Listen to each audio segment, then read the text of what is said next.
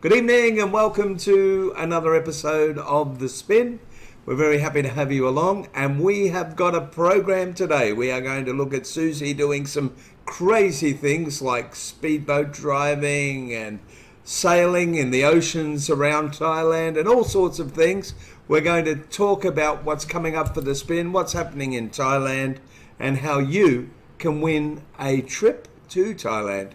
So it's a pretty Thailand-centric program today, and let me introduce you to all the people that are on our panel. We got Jackie. Hello, Jackie. Jackie's from France. And Jackie has her own travel business, which she was on the last program. We'll let her talk a little bit more about that. Down from Jackie, we have Charlie or Roger, depending on which country he's in. We call him Charlie. G'day, Charlie. G'day, mate. How are you all doing? Charlie's in the UK, so he's allowed to say that. And to my side is Nev. G'day, Nev. How you going? All good. And the other bloke's me, of course. So all of us have now been to Thailand, correct? Correct. Absolutely. I think, how long did you live in Thailand, Charlie? Oh, on and off 20 years. Yep. And you've been here longer than any of us, and you've seen a lot of the changes. How has Thailand changed for people with disability in the last 20 years? Oh, significantly. I mean, when I first got to Thailand in the early 90s, there was no facilities whatsoever. In fact, the disabled people were kind of kept hidden. You know, if there was a member of your family that was disabled, then they weren't really included in everyday social life. You know, it's taken quite a while for the society, if you like, to recognise the rights of disabled people. What was the reason that they were hidden, do you think, Charlie? Do you know? I think it was, on the one hand, it's a sympathy, you know, that people don't want to keep them at home, look after them, you know. On the other hand, it was so difficult, you know, to include them in general activity of life. Just because there was no transport, there was no accessibility. Nothing. But you don't think it was embarrassment or anything like that? It's difficult to say. I think to a certain extent, yeah. I mean, we come back to that point of, you know, being stared at. You know, yep. That's quite a sensitive thing in Thailand. You know, to stare at people is very rude. So well, there's a face thing, isn't there, in all of Asia? Yeah. And I guess that they had to realise that everything was okay and they weren't losing face by having someone with a disability with them. Yeah, I think so. I think as the disabled people themselves have become more aware of what's possible and more encouraged to get out there and do things, you know, things have changed an awful lot now. I mean, you know, in Pattaya there you've got the Redemptionist Centre and, you know, the college specifically for retraining people that have acquired a disability. Yep. And, you know, a lot of these are young kids that have got a very sort of forthright way and you know, quite proud to put themselves out there in their wheelchairs or in their motorcycles, sidecars with the wheelchairs on. So very different now to what it was 20 years ago. And of course, with the push from the government and people like Kun Krishna and Kun Yut, the whole attitude towards disability is changing nationwide, I think. Yeah, I mean, in a way, it was very unlucky for Kun Krishna to have the accident that he did, being a television presenter, suddenly to become disabled and in a wheelchair. The fact that he then turned that around into a new career and started to fight for the rights of disabled people and more politically correct, educate the population on the rights and needs of disabled people. Everybody has begun to take it very seriously, and the government have got involved, and you know, the whole family design thing has taken off, and you know, now we see great initiatives every year that are improving access. It's basically been a silver lining for Thailand and Thai people, hasn't it? And tourists, really. It's a similar effect, you know, when Christopher Reeve, the actor that played Superman, you know, broke his neck. Before that, the idea of spinal injury was very fatalist. You know, if you broke your neck, you're pretty much written off for the rest of your life. But Christopher Reeve, you know, got involved in the stem cell research program and really brought that, because of his personality and his fame, you know, he brought that whole subject very much. It is a similar thing. I never thought of it. Yeah. Yeah, well, that's right. I mean, you know, I actually wrote a letter to Christopher Reeve saying, you know, very sorry about your accident, but now you've got a chance to really become a superman and do something significant. No, I don't think he did. It was 1996, and I think he was pretty busy trying to stay alive at the time. Yeah, but right. I'm sure he read it, you know. And that's the main thing. Yep. Look, I'll just talk to Jackie for a second. Jackie, you've just arrived in Thailand, so you haven't known about the past. How did you find it? From an accessibility point of view, I was amazed, actually. I was probably came with the supposition that it was going to be far harder than it actually was. But it made it easier because you guys were already there and had done the research and stuff like that. So although, you know, there were hard times, there were some curves, some big curves, shall we say, you know, and with a power chair, it's not always easy to get up and down, but in a way, if it was too easy, you wouldn't feel like you're in Asia. Yeah, but the fact of the matter is, we did actually manage, you know, and we managed really well. Yep. Yeah, I was amazed. I really was. In fact, we'll show people just how well you and Susie managed and some of the great things she did very shortly. Just quickly to Neville. Yeah. And Nev, how you going, mate? You're good, mate. As you can see from the bottle, that's probably strategically placed. No, Nev, I've got it not yet. I've got it out of sight. Yeah. Nev is almost sponsored by Zinger Beer, but that's all right. Nev, how have you found Thailand? You've been here for quite a while now. It can be very difficult. If you are living in Isan, people are still old-fashioned. They still keep their families at home. Yep. They don't show them like they do in Pattaya. Or Bangkok. Bangkok or Phuket. But Isan is completely different. But it will change, won't it, in time? They're slowly changing. You know, I've been up there for a couple of years. They've seen me. I have friends that are amputated. Yep. And they're starting to get the idea that you can go swimming, you can go fishing, you can do whatever you want. Yep. You can ride a motorbike with one arm and, you know, or one leg, you can still ride a motorbike. Just so the viewers know, Nev has only got one arm and one leg. He's given himself a name. What do you call yourself, Nev? Halfer. You're half a chance. You're half a chance to have a good time here. But anyway, you do what you got to do. You do what you got to do, and you have fun while you're doing it as well. I do every day of life. We can just have everyone. Carl's pushing the buttons for us today. We're all back here again.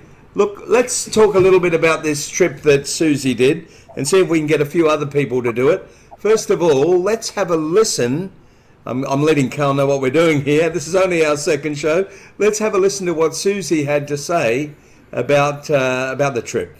Well, Susie, you've been the adventurous one on this trip. I have, yes. That's what I planned on doing. You've done some remarkably silly things. Like, no, that's normal things. That's not silly things. Well, you weren't watching them. That's the best bit. Yeah. So you're on a speedboat? I was, yep. On an elephant? Yes. Which one went faster? Speedboat, but then Kev did overtake us on the elephant, so it was a bit like Formula One. So, yes. Well, what can I say? The places where you've stayed, are you happy with them? Yes. Very happy. Okay, Kunyuts and Mats and Tamara here, they're both completely different, aren't they? Very different. But that's one of the things, that's a little bit of Heinz variety in there, isn't it? Yes. Yep. I don't like beans, by the way. There's a good line there. There's a good rhyme, but I can't do it on the television. Not allowed. But they are good for your heart, though, aren't they? Oh, yes. Yes. So, Thailand, what were you expecting before you come? To be fair, I wasn't quite sure. 11-hour flight for me. I thought this is going to be a long one, but once we got here and we survived the flight, I thought, right, I'm ready to go now. I need to take on board whatever you're going to throw at me, and I'll throw it back at you. Yeah. And was it worth the 11-hour flight? Oh yes. Considering I was going to cancel before I came out for health reasons, I'm so glad I didn't. And that's a lot in thanks to Jackie. It is a lot of thanks to Jackie, yes. Which is rather good. We've already talked to her. You haven't got a favourite thing you've done? No, it's all been amazing. Okay, Yeah. So better than you expected? Yes. You used a great phrase the other day. Can you remember it? Freedom beyond freedom. And what happened to the wheelchair? The wheelchair disappeared. I love it. Can we use that? We were going to throw it in the canal actually, but I might have done a bit of damage to the canal. I wasn't particularly bothered about the chair. And what were you going to do when you got back to England? I get a new chair. Fair enough. Susie, you've been a delight to have along. You've been great fun. And we hope you come on lots more tours with us. Yes. You'll show us around your home when we're over there. Yeah. And for those who don't know, we'll try and get Armnut to visit. Oh yes, must have Armnut. Must have him. He's coming home in the suitcase. He was just our van driver. And Susie and him got along like a house on fire. Van on fire, you mean? A van on fire. Yeah, very good. That's Susie Bennett. She has been the adventurer on the trip, and she's shown us all how to do it. I'd like to get hit by her by saying she's quite inspirational. Don't you dare use that word, please. You're still going to be 6 foot under in that canal. Please do not use that word. Well, I can use it and they can hear your response. That'd be good enough. Can't give you the response on the TV. Fair enough. You would have to mute it. Well, see, the cameraman... All I can say is go swivel. Okay, but that's the inspirational Susie, and we'll see you again soon on the next tour. See you, Susie. Bye. And that was Susie. She is a bit of a character, isn't she, Jackie? Yeah, that's an understatement, probably, that one. Do you think she had a better time? Do you think she had a better time than what she was expecting? Yes. Yeah, 100%. I think she was unsure. She was unsure because, yeah, the flight time is a long flight for her, and she'd had various health issues prior to actually coming out. And I think she'd been let down by people previously on previous holidays and stuff like that. So there was a mix of emotions for her to work through, shall we say. We've all been let down by people on tours and things before. That's why we do what we do, why you do what you do in travel, and why we do what we do in travel. Speaking of which, what do you do in travel? Well, we offer accessible, supported holidays. We've got our own property in France that we use a lot, and we've got holidays with care, and we do activity holidays and we do themed holidays and all that in France. But then also we've got a separate arm to the business where we take groups and individuals away with support workers. And you are based in France? We are. And you have a place in Brittany, which is a very beautiful part of the world. It is. Bring everybody in for a second. Charlie, what did you think of Brittany? Because you went to visit, you went to get a free few days off, Jackie, so you better give her a plug, mate. Well, yeah, I mean, what can I say? My favourite part of the United Kingdom is Cornwall. If anybody knows that part of the world, it's a beautiful coastal county with lots of fishing and beaches, and so I got to Brittany. I was quite surprised actually, because it's very similar to Cornwall but much bigger, and obviously French, but it wasn't what I had expected at all. It's very that kind of Cornish quirkiness about it, you know. Would I be right, Jackie? You think?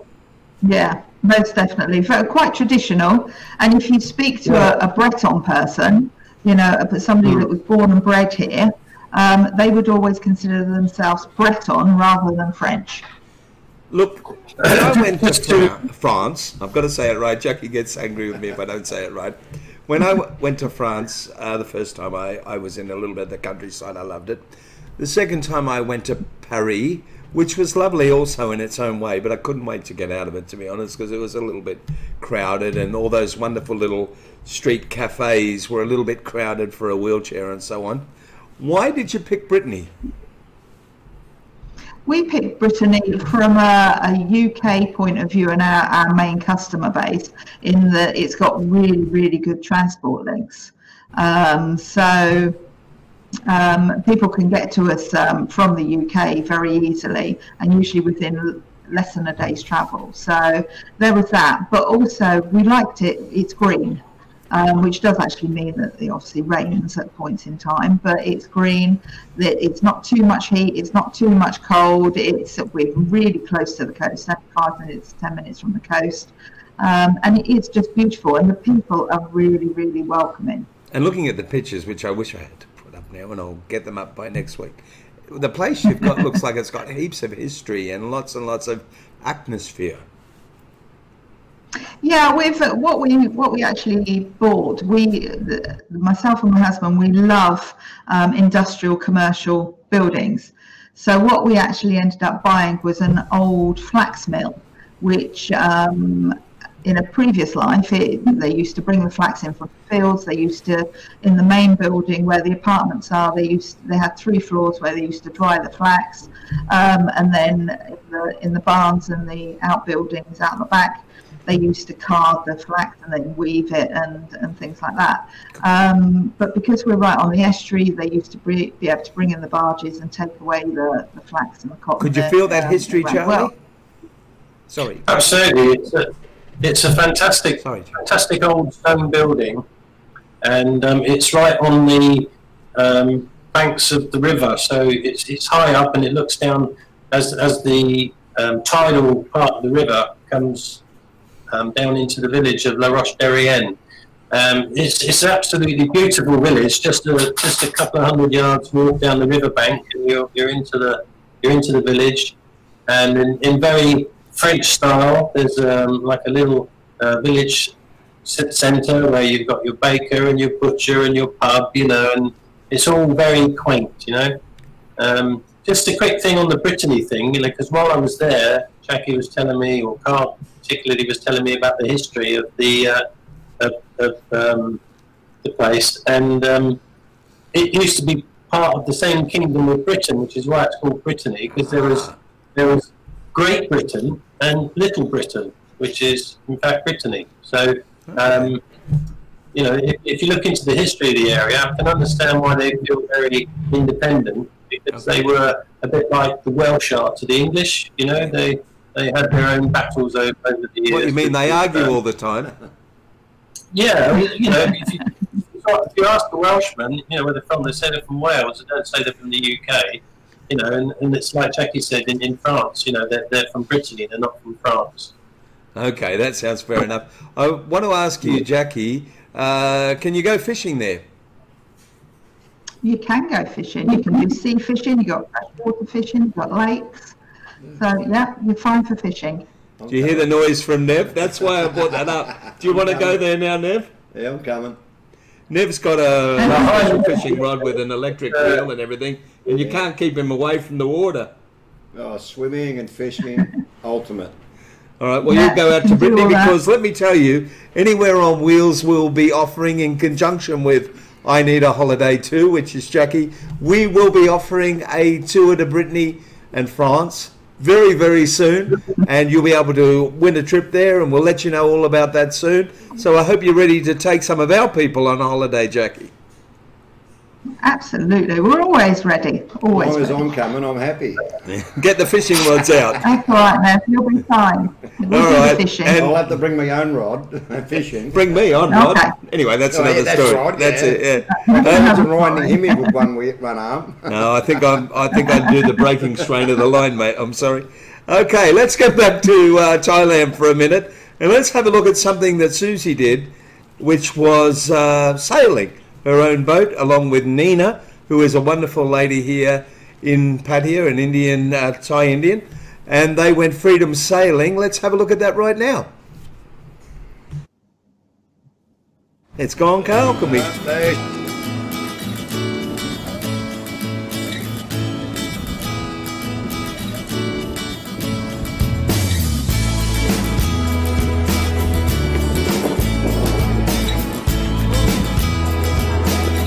Nominate whoever you like, Nina, I'll run them over.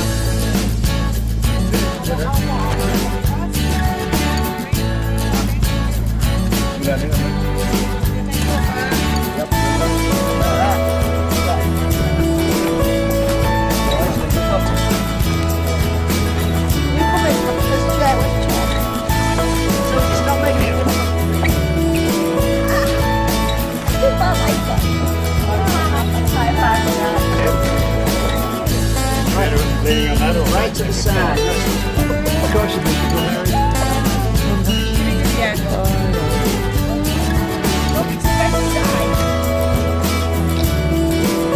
I've got controls. This is weird.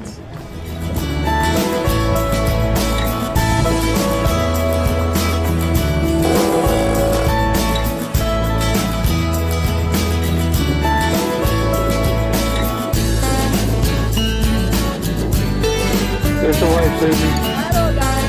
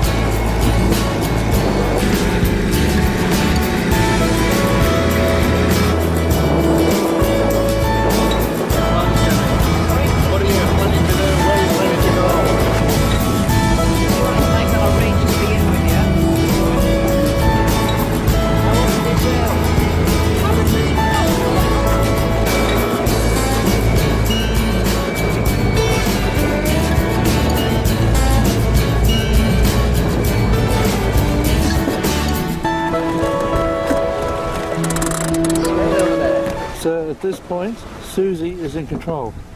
Susie's in control, yes. And Doug. Always takes two things on a yacht. One is the person steering, and the other is the one who's controlling the sails, because the...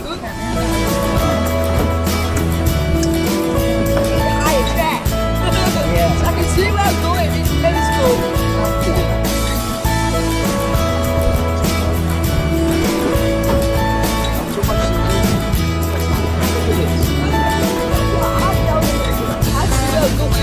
I'm hanging on with that one.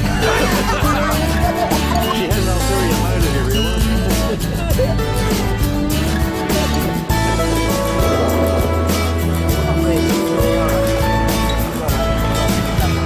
We also have a chin joystick. Are you tickling something? Which works quite well. We've used that before, so today It's fucking bullying me and I won't even know.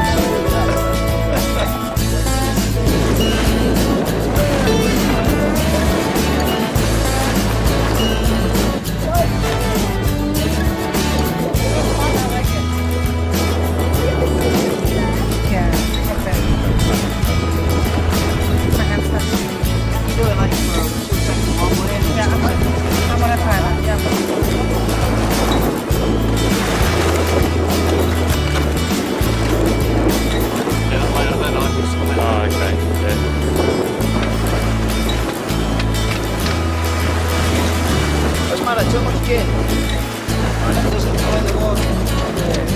Most expensive thing studied.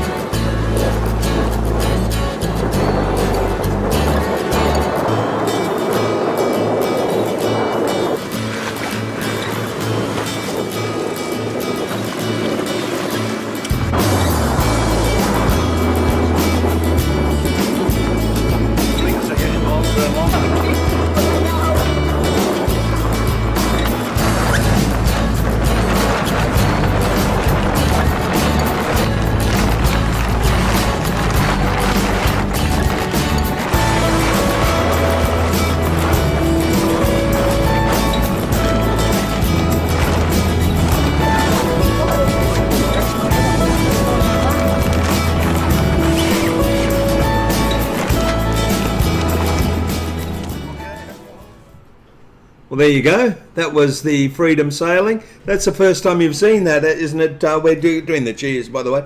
That's the first time you've seen that, isn't it, Charlie? Yes, it's very good. It's a lot of fun, and Nina had a lot to do with getting that up and running. How did Susie enjoy that? I wish we had her on. I meant to, but we couldn't quite get there today. How did she enjoy it, Jackie? She really, really enjoyed it because it's something that she's done previously. And hadn't been able to do due to lack of funding, I think it was, in the UK, and so consequently it was something that she loved, and she was really looking forward to that during the tour. It was a lot of fun, except for our cameramen who thought they might fall in the drink at any moment while they were filming that segment for it. But that was all part of the fun. Who was the cameraman? Yeah, Carl and Kevin. But it was part of the fun that we did. But that's something that's on every one of our tours now, and we encourage people to come and enjoy it because they have set that up specifically for people with mobility impairment, and they'll do whatever they need to give you a day out on the deep blue sea or whatever. It was a little bit rough that day, wasn't it, Jackie? It was really hot, wasn't it, that day as well? So even if you don't really fancy sailing, it's a nice morning out or whatever, because they've got a lovely they've got a good bar actually, haven't they? So it's always a bit of a well, we sat and had a drink in the bar, didn't we? We did it the hard way, which I really enjoyed. You know, she did quite a bit on the water as well, Susie, during the trip. But there you go. So Jackie was scared. Jackie, were you scared, Jackie? No, I wasn't scared. It was really hot, and it was something that I wasn't worried about doing, if I'm honest. And I knew Susie really wanted to do it. And so consequently, and also I couldn't actually see how we were all going to fit on this blinking boat as well. Well, so the thing is also you'd done quite a bit of sailing as a child. I had. You'd probably done enough.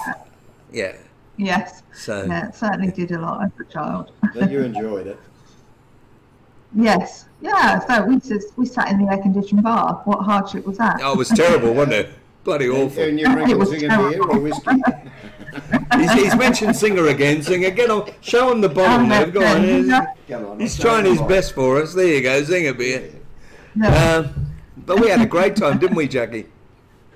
We did. So do you think you'll do that next time you're out here, Charlie? Yeah, I would love to. Yeah, it looks really good fun. I was a Sea Scout, young boy. Well, yes, so was Ned. Yeah. In Australia. Yeah. Well, it's the same thing. You were just a convict, mate. Yeah, who's the convict? Yeah.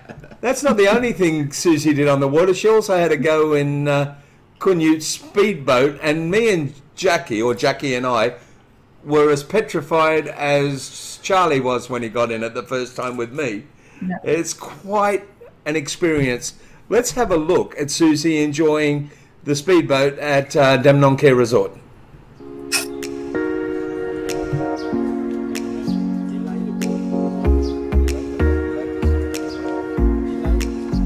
Thank you, Jackie.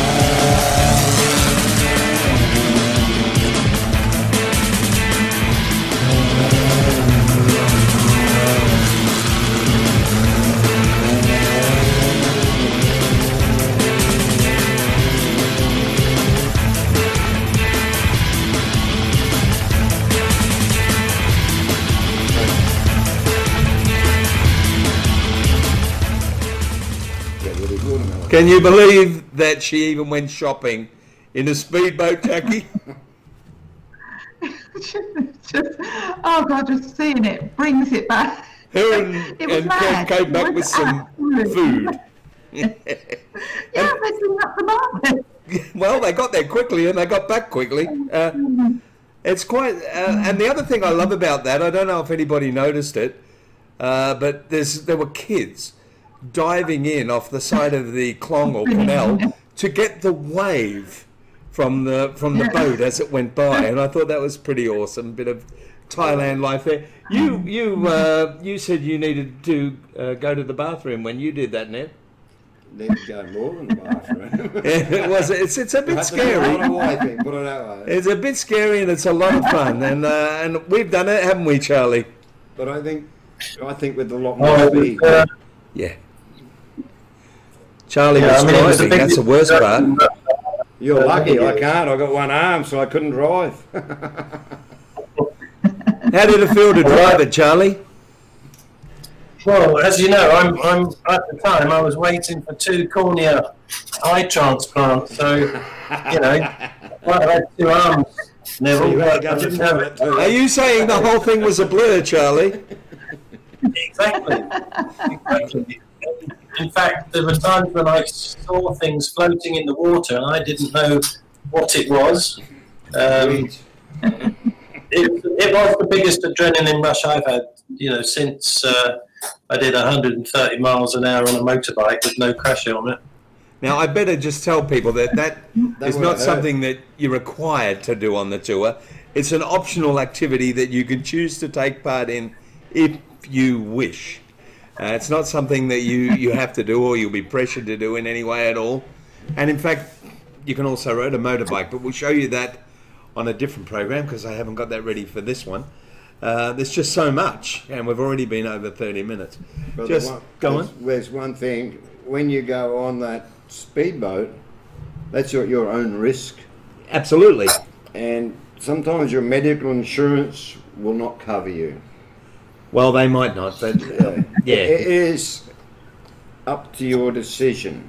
Yep, It is absolutely. very highly and dangerous. Well, I've found it to be scary, but the more people that have gone on it, the more I realise that they really do know what they're doing there. The boat driver that goes with you is phenomenal. Extremely experienced. But it's a different thing when the guy's driving it. I mean, he's a racing champion, of course. It's safe. Yeah. I wouldn't say it when I was driving it, Rod. Well, Donald Campbell, I like to call you. That's my name for you, and I thought I might meet the same end at that point. But you enjoyed it. We all enjoyed it. I enjoyed it, but I have to think my safety and everybody else's safety. That this is a very high risk boat to be in. Yeah, it is quite a bullet, so to speak. It is a bullet. Yeah. You're on the back of that plane and you're there. There's no rudder. It's all about body movement. Yeah. If you have someone who makes the wrong, you're gone. So the next thing I want to ask about, I've got a couple of questions that are general questions, not to do with the tour. I'll ask Jackie first. In France, from what you know of France, I'm going to get that right eventually. What in the last, say, 10 years, 5-10 years, has changed for people with mobility impairment and disabilities in France? The French only adopted their equivalent of the Disability Discrimination Act in 2006, which is way behind other European countries. But so 2006 is when it became more mainstream. But even now, still, disabilities and people in wheelchairs and stuff like that are all quite a lot are hidden away in large institutional type care facilities. Either that or they're looked after at home by family. It is changing, and it has changed. General access out and about is getting better. And there's far more awareness of it. Obviously, always more can be done. We all want a level playing field, but absolutely. it's helping. At the moment, it has changed over the last 10 years, and it is getting more mainstream, and people are more aware. And so, consequently, you know, you're far more likely to find restaurants and shops, and certainly new buildings and stuff like that, far more accessible. For, in the spirit of our second question, what do you think are the most what are the most immediate needs to be dealt with? Do you think? More general access, better pavements, drop curbs, that sort of thing. And the other thing is to make people, make commercial enterprises, businesses and stuff like that, to actually make them more accessible to people. Because at the moment, everybody was meant to be accessible and to be made accessible December 2015, but France, the government decided, well, we can't make everything accessible by 2015. It was impossible. So as long as businesses actually signed up to become more accessible and to make it adjustments, sometime in the next century, or what? 9 years. They had a further 9 years. Disappointingly so. So 9 years is a long time. It's a long time when you're asking somebody just to make, you know, to put a ramp instead of a step or whatever. So, you know, so I'm looking at it from that point of view. And still, you know, people with sensory impairments, there's still a lot that can be done. If I can just, thank you, Jackie. If I can go to Charlie for a minute. No problem. Thanks. I'll be back in a minute. Charlie, what about in England? You haven't been there a lot, but what things did you notice differently when you went back after quite a few years? One negative thing, I should say, we have what's called the Blue Badge scheme in the UK, which is a disabled parking permit. You must have seen the blue square with the white wheelchair on. We have them in Australia, yep. Yeah, I mean, what surprised me when I came back to the UK, parking in car parks, was how many people have got disability blue badges, you know, that jump out of their car with no walking stick, you know, no walking aids or anything, and you know, so I don't understand it. I mean, the whole disabled parking thing, you know, the logo is a wheelchair. It's a tricky one though, Charlie, because someone like, say, Carl, who's got arthritis of the spine, can walk a small distance, so he could do with a parking permit. But I'm sure there are a lot of people that are abusing that system. Well, you asked me what's the difference, and the difference is that I've seen is that definition of requiring disabled parking seems to have expanded almost to the fat and overweight people, if I may be so implied.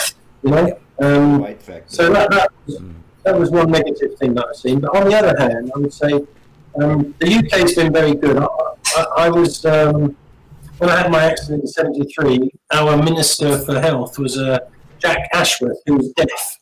So he started the whole kind of disabled recognition revolution in the UK. So the UK has been working at this for a long time. So we've had very good access and very good rights for a long time. I think probably what I've noticed most recently is now that everybody's got a smartphone or internet access, there's a lot more access to information. So you'll find there's a lot more websites that can give you advice and help and support. There's one called Scope in the UK, and that's a free service where you can talk to people, present them with problems and situations, and they'll help you and guide you towards a solution. So from that point of view, it's much easier to find out what you can get, what you're entitled to, etc. And what about the second question? What would you find, what do you think needs most urgently to be looked at?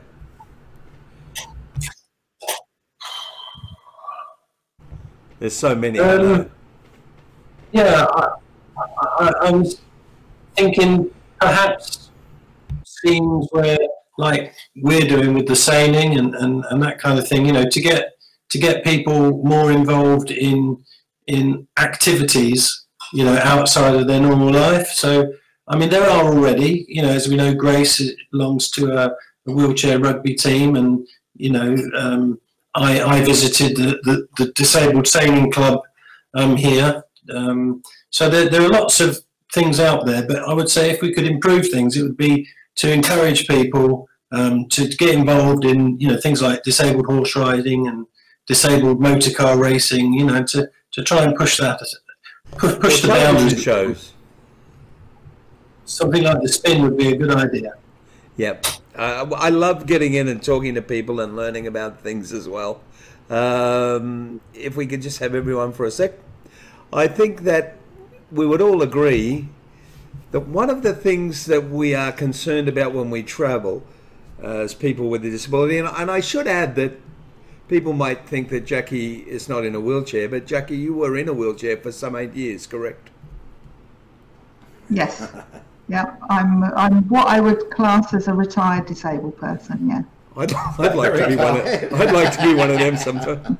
Do you get a pension? Sorry, I mean a retirement pension. Not no. Yeah, it's all right. No, not quite that old, thank you. One of the things that we are concerned about when we travel is travel insurance and hospital. Hospital is often a worry, and people when you come to Asia, they go, well, what are the hospitals like? What, you know, it's a concern, isn't it? What's the medicine like, and so on. Yeah. And you visited me in hospital, and you were quite impressed. I decided to make a segment while I was in hospital of how I felt. Before we finish today, I might just show you that. Hi. One of the things that people regularly ask me about coming to Thailand is what are the medical services like? What are the hospitals like? What's the standard of care? Will they be able to understand me? All sorts of questions. And up until now, I've only been able to answer them with second or third hand accounts. Well, in the last 2 weeks, I have been in Bangkok Hospital in Bangkok, and let me tell you, the standard of service that I have received here is probably the best I've received anywhere in the world. I came in with an ulcerated foot that had become infected. At first they couldn't find what bacteria was causing the problem. They worked on it, they worked together with specialists. They found a concoction of antibiotics that they thought would work, and it certainly has. It's basically healed the ulcer, or very close to healed the ulcer, in 2 and a bit weeks, whereas last time I had an ulcer it took nearly 3 years. The people have been, I can't stress how far they go to make you feel comfortable and to get you well. The room, first of all, they said they'd put me in a standard room, and I thought, oh well, okay, whatever. And then they took me to the room, and let me tell you, it's larger than some of the apartments I've actually lived in. It's incredible. There's a little bed for your carer or partner or whatever to stay in if they wish to stay. The visiting hours are 24 hours because it's your room. They really look after you with food, or you can order food in if you want. There's just so many options, and it's all about the patient. They really put the patient first.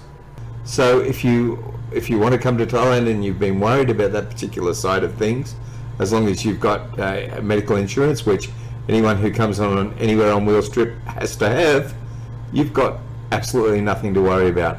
Let's hope nothing goes awry, but if it does, you can relax in the facts that they really will look after you and do a marvelous job. So come on over to the land of smiles, Thailand, and enjoy everything it has to offer. Well, that's how I felt. The cameraman was going like this. Yeah, Carl had his hand up, so Nev's putting his up, sort of. So that's, you loved what you saw in the hospital, didn't you, Jackie? And thank you for visiting me during the beginning of the tour. I couldn't believe it. I thought we were coming to visit you, and you come, and it's just amazing. Well, where you were was just amazing. It was like a 5-star hotel. It was posher than most hotels that I've ever stayed in, and yeah, it was lovely. And all the staff were really helpful, and they showed us where to go, and yeah, really, really lovely, your place. But then, That was a fairly high level hotel, but then you took Susie to have some treatment at a hotel that was a little bit, let's say, further down the budget. What did I say? Hotel. Hospital. Yeah. No, hospital, same thing. You took her to thank you for correcting that, Carl. You took her to a hospital that was further down in the scale, wasn't an expensive hospital, and you said the service you got was quite remarkable. So, second to none. Susie had a bit of a chest infection. She was a bit worried. So as much as we were managing it, she felt that she just wanted the reassurance of a medical person to actually say something. So just on one of the days, we knew she didn't want to stay or anything like that. One of the days, literally said, "Where's the nearest hospital?" And it was just a public hospital. Anybody could go in, and we were whisked through. She saw the consultant. She had a chest X-ray. She saw the consultant again. This was all within probably an hour and a half of actually arriving there. They were really good. They mainly spoke English, but we managed regardless. They gave her these drugs, and it cost us the grand total. What we worked it out, it was 550 odd baht, which was about £13. So we didn't even bother. We didn't even bother telling our insurers that we needed to make a claim. We just paid it and went on our merry way. And but it was brilliant, absolutely brilliant. That's great, and I mean it really is it was a concern for me, and I could never truly answer the question before, but now I can, and thanks to you, I can answer it on a different level as well. And it really does give you confidence to travel in Thailand, doesn't it? Absolutely, absolutely. And we were staying at Knut's place at the time. He told us exactly where to go. So you've got the support from the minute you sort of think, maybe I need somebody to just check me over.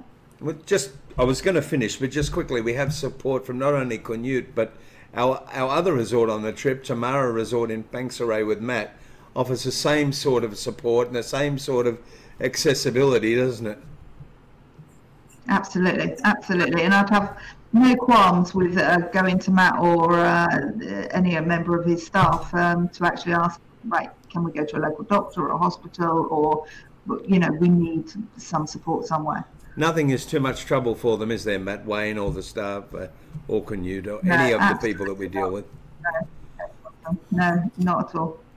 All right, well, look, we probably should finish. Because I'm enjoying chatting, but people are probably well and truly saying, I wish you'd stop. Before we do go, we just better quickly let you know one of our sponsors, one of our people who've helped us out in Australia is Hello World Travel. Do not go until after this, because we'll tell you how you can win a trip to Thailand and Brittany.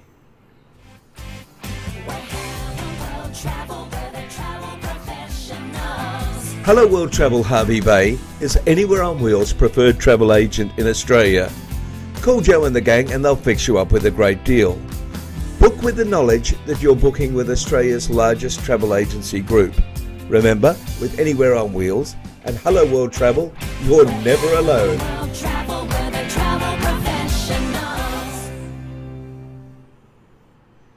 Okie dokie, well now we'll tell you how you can do it. Just write this down. Admin at anywhereonwheels.com. Send us a little bit of a reason why you think you deserve a holiday in Thailand or Brittany, and we will look at those, and over the next 6 months we will make some finalists and we'll tell people a little bit about what happens, and we will choose a couple of people that can come, all expenses paid within reason. There won't be steak every night and 16 bottles of wine. There'll just be the normal tour, and which is pretty good, wasn't it? You got fed fairly well, didn't you, Jackie? We've got fed very well. So some beautiful Thai meals. Yeah, and, well, we had a bunch of everything. Phenomenal. We even went to an Aussie cafe at one point, but anyway. There's lots and lots of variety. You can come, you can experience everything in Thailand, or you can go to Brittany and you can experience all of Jackie's neck of the woods there in France, and you can have a wonderful time courtesy of Anywhere on Wheels. Just send us an email right now on admin@Anywhere on Wheels. I want to thank you all for being part of today. Thank you, Nev. Not a problem, mate. It's very good to be here. You too, Charlie. I'm glad that the technology worked fairly well. Jackie. Jackie, you're a legend. Say, where's Carl? Hello. No, that's not that Carl. Where's other Carl? I bet he won't come over and say hello, will he? No, Well, I don't know where he is. Well, tell him thank you for helping out with everything. Say hello to Lat, Charlie. I'll just say hello to you, Nev. There you go, mate. Good, mate. And Good night to everybody. Thank you very much, everyone, and we'll see you next week. Thank you, Carl. We'll see you next week on The Spin.